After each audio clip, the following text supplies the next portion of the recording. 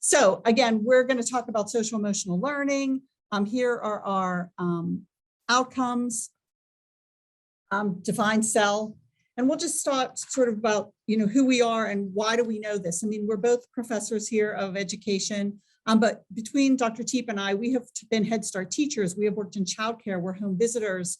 We've worked in Western Psychiatric Hospital here in Pittsburgh. We worked outside of Philadelphia as service coordinators and classroom teachers with young kids with and without disabilities. So besides our sort of academic background, we both have a really strong practitioner background in early childhood development.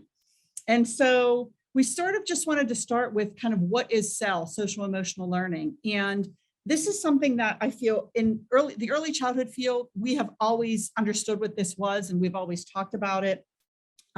But during COVID, this has really been highlighted, the importance of social emotional learning, not only with young children, but with all of us, right? We've really kind of, it's really been brought to the forefront, people's mental health and all the other issues surrounding SEL. And so we were going to have a little bit of a conversation, but for time constraints, we will just sort of think to yourself, and if you, again, you want to put in the chat, sort of when does social emotional skill development begin?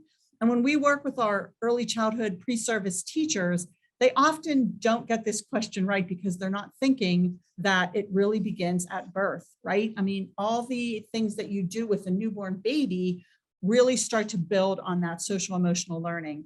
And literacy is a great springboard to really understanding social emotional learning and providing parents and families and teachers with great examples for how to start that foundation and build a strong foundation, not only for literacy, but for social emotional skills. And so one of the things that, and I've heard other presenters talk about using storytelling and also using culturally relevant stories and songs, right? You need to be sort of grounded in the communities that you teach and you work and know the families that you work with so that you're sort of choosing appropriate stories and culturally relevant children's literature. And children's literature can really help to support positive attachment. Think of things like joint attention, right? The baby is sort of sitting on the mom or the teacher's lap and you're both sharing a book. You're pointing to things, you're asking the child to find the dog in the picture. So stories and reading to children is a really easy way. And it's an easy way for parents, they kind of think, oh, I'm just reading to my child before bedtime. But when we explain to families how that is such an important first step toward literature and literacy and also attachment, it sort of gives a whole new light sometimes to parents of the importance of reading to your young children. It also really helps with serve and return, right? And so that sort of, the mom says something, the baby coos back, the mom or dad responds or the grandparent responds, and that back and forth of communication that we see oftentimes through literacy and through reading books. It's so important for speech and language development. It's important for turn taking. It's important for, again, social emotional skills that is really sort of pulled together through literacy with young children. It also can help really with co-regulation and helping parents to regulate themselves. If a kid is sort of having a bad day, it's a nice thing to say, hey, let's read a story. It calms the parent down. It helps the parent to calm the child down. And that co-regulation can be really helpful at this age for young children. So with each sort of age group, we have also provided a resource, and this is from CEFL, which I'm going to, Jen, remind me of the Center for Social Emotional Foundations of Early Learning. It's a wonderful resource. And so we have many resources on here from this website and this organization. And this is just one using the book Baby Cakes. And it's about a child playing peekaboo and things that you can do as a parent or teacher to sort of build these skills and build literacy into your sort of everyday routine. Then we're going to move on to toddlers.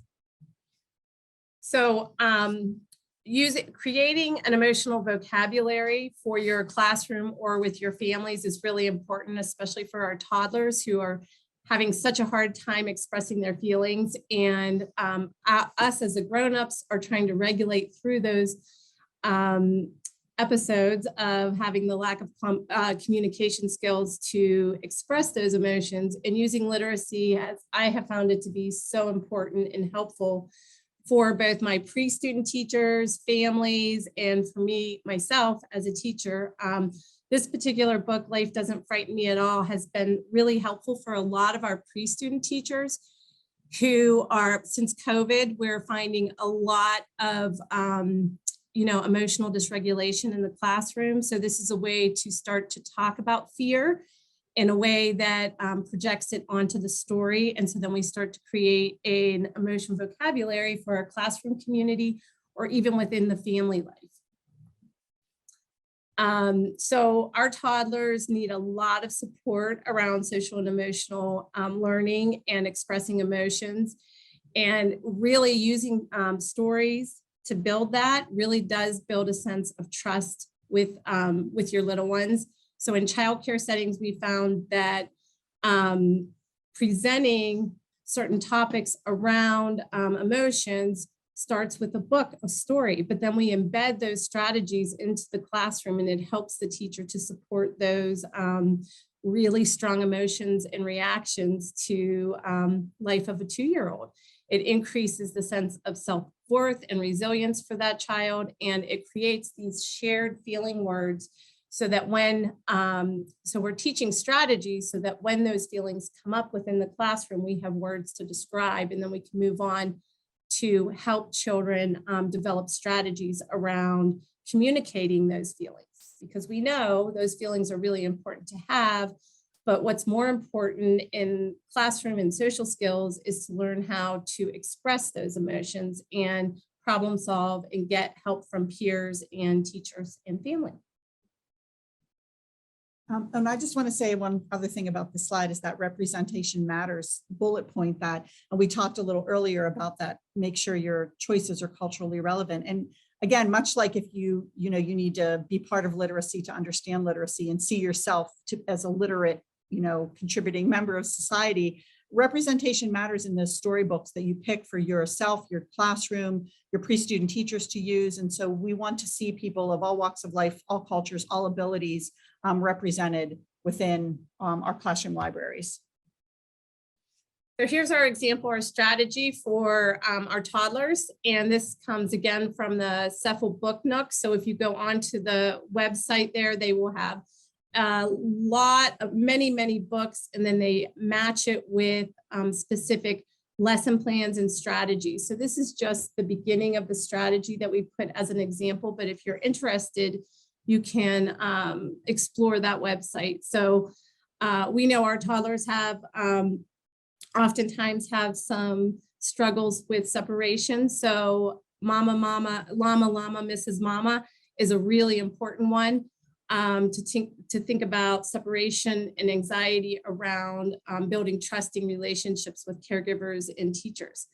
I often use this along with The Kissing Hand, which is another wonderful book about supporting that anxiety around separation. And we present it to the class, and then we can use it individually too. So you can use it as a tiered process. So you can use it with everybody as a prevention to start to build that emotion vocabulary. And then as children have more intense feelings, you can individually use it with those little guys. And we just provided sort of one example for each age group, because we could go on and on for every age group, but there again, use the websites, and we have the resources at the end if you want to sort of explore some of these areas. And now we're going to talk about social emotional learning and preschoolers. So our preschooler, it's really fun to think about different ways to support social emotional learning in the preschool classroom. I often think of it as a tiered approach. So it should be embedded into your curriculum. So you're doing a lot of social skills, lesson planning with our little ones. We are seeing that at this point, our preschoolers who are coming to preschool this past year may not have been in school settings. So we're really working on a lot of the emotion words and problem solving around developing that vocabulary to be able to build strategies around being in a classroom setting, being engaged and ready to learn.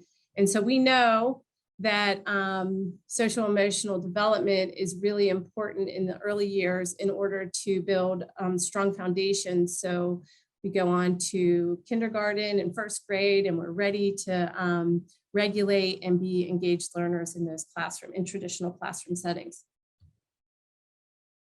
So this is one of my favorite strategies. This comes from the Head Start Center for Inclusion. We provided you with the website at the end, so you can explore those resources as well.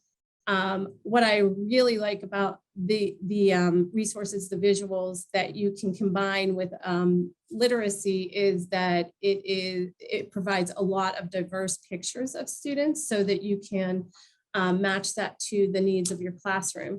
So this particular example is if you're having some, if you want to address the emotion of anger, you would read the story when Sophie gets angry, and then you could provide the visuals that go along with it about regulating your emotions, knowing that it's hard to share, the child gets angry, and then you have dragon brain. And that's a dragon brain, so that's a nice representation of how that feeling would look to the child. And then you teach a breathing strategy. So you would blow out the candle. I often use a pinwheel so you can physically have an object to go with it, and you blow out the candle and you smell the flower. So you're teaching using the story, which Sophie learns a breathing technique to regulate, and then you're combining that with a visual problem-solving tool, and then you can keep that in your classroom so that in real time children can come and use it. So once you've taught it to the class, it can be available for a strategy within the classroom during real time for problem solving. Oh, and this is called, that particular strategy is called Dragon Brain, and the visual is provided for boys and girls. And there are other tools that go along with this. Some of you may have heard of Tucker the Turtle. They're all visual, paired with literacy to teach regulation. And then finally, I know that this is about preschoolers, but I have seen this used in elementary school up to middle school, middle level. We would be surprised. Lots of kids aren't used to labeling those emotions, but to have a visual there, to present it in a lesson about feelings and the range of feelings. And it's okay to have these feelings, but what do we do with them? And then providing students with the visual to help them express those feelings throughout the school day is a really great tool to continue to develop that classroom culture around peaceful problem solving and being able to support those both internalizing behaviors and externalizing behaviors that we are seeing an increase since COVID. And I think just using some of these strategies in a fun way, right? Like matching game with feelings or playing bingo with feelings. Again, it helps build that emotional vocabulary with young students and again, even older students. And, you know, it can help, right? Just with sort of the day-to-day, you know, classroom management that we work with as teachers, and then helping parents, right? Understand that there is a vocabulary around emotions and there is, sort of strategies to help your child deal with those things.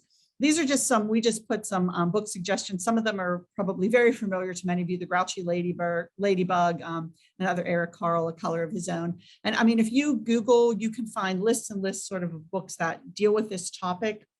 And as we often tell our students here, you know, in Pennsylvania, they're getting certified to teach generally pre-K to fourth grade. Most of them think, you know, they want to work in second and third grade, which is, you know, wonderful. But sometimes they think, oh, those young years, you know, I'm not going to work with those kids and they're babies and what are they learning? But it really does set the foundation for just about everything that comes after it.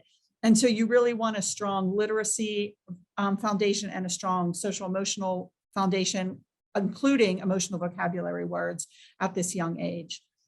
And so these are just some books you can use. And then we also included some different books on sort of social justice. We didn't get into elementary school age, but there are so many books you can really start talking about and presenting, you know, some topics that are a little more maybe difficult, but you can start presenting them in elementary school. And there are so many great resources and books that are geared toward children that can start the conversation to talk about so many things. And our last few slides are references, which I'll share in a minute, but I just want to wrap up in our last minute with, we have, again, being in early childhood, we've sort of noticed that this has always been an issue. And with COVID, it really brought it to the forefront. This year, we started a very small study with our pre-student teachers. We're joining the Fred Rogers Institute, which is based outside of Pittsburgh. And we're going to work on social emotional skills with our pre-student teachers and how important that is for adults and being able to be part of a learning community. And as adults and teachers, we want our new teachers to be part of a supportive learning community so that they can help the children in their classrooms as well. Sometimes we forget that we have to take care of ourselves, especially in this day and age. Teaching's become a tricky profession, still a wonderful, magical profession, I think, but it's become difficult. And so we're moving forward, we're hoping to gather some data on what those social emotional skills look like for pre-student teachers and how they can create their own sense of a safe community in order to help the students in their classroom. We often tell them it's sort of like being on an airplane. You have to give yourself oxygen first before you can help the children around you. And then our last slide, I think, is references. So I think we wrapped it up in enough time, and we have any questions, I think you can put them in the chat. And thank you very much for including us.